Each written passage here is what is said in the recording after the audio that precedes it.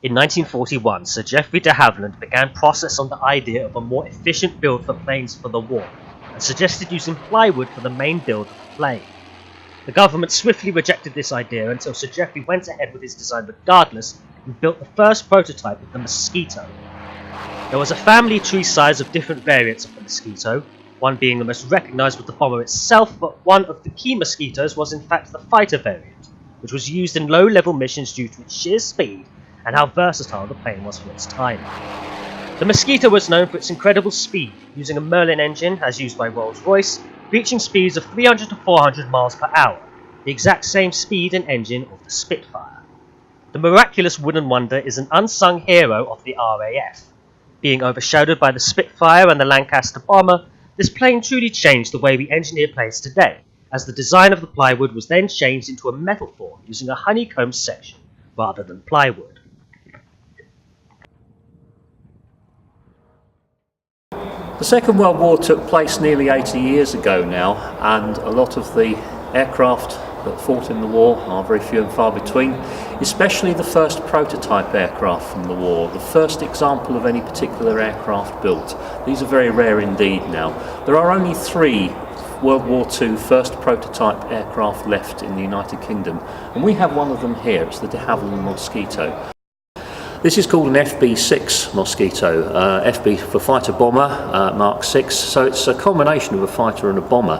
You can see from the front it's got 4 machine guns in the nose and it's got 4 cannon underneath. Cannon being larger guns, they're larger types of machine gun, 20mm cannon, quite powerful, quite a high rate of fire, very destructive. And the bomber element of the aircraft was that in the back of the bomb bay you can still carry a couple of 500-pound bombs, and you can carry a couple of smaller 250-pound bombs underneath each wing too. This is an Army 6-pounder, field gun, anti-tank gun, and they mounted one of these in the belly of a Mosquito. It fired ammunition like this. This is a 6-pounder anti-tank shell, and it was quite successful actually once the certain technical problems had been overcome. The biggest problem, which of course was how to load it, because obviously as an army gun, when it's used in an army situation, you have lots of people behind the thing opening the breech, putting the shells in and so forth. You can't do that inside a Mosquito, it's far too small. So they came up with this rather ingenious contraption at the back end, which is to automatically load ammunition into the breech end of the gun. It wasn't built by de Havilland themselves, it was built by a company called Molins. The Molins in the 1940s were famous as the makers of cigarette machines to actually manufacture cigarettes and also to sell them in places like pubs.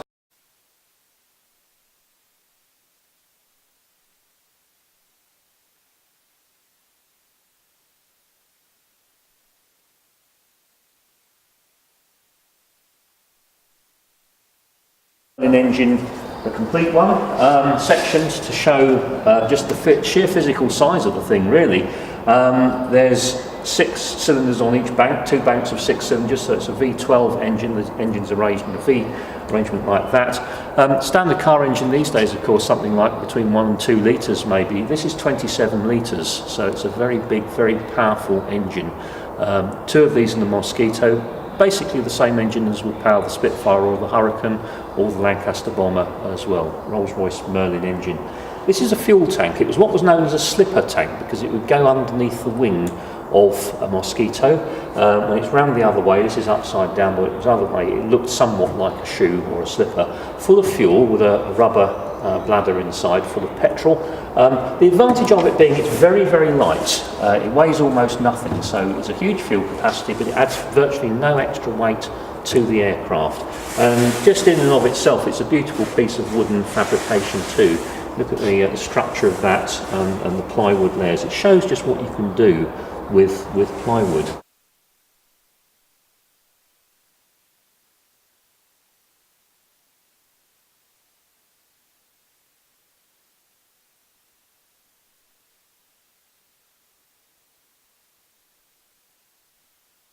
The legacy of the Mosquito was in its construction. This unique form of plywood and balsa wood construction, the composite construction, is still used today in modern jet airliners. Only instead of using plywood and balsa wood, we nowadays use metal. For the plywood we use sheet metal, and for the balsa wood we use a metal honeycomb structure. It's all made of metal, but it's equally strong, and the mechanical principle of it is exactly the same. The Mosquito paved the way for this, and the Mosquito was the first aircraft to adapt this form of construction to mass production techniques that were necessary in wartime.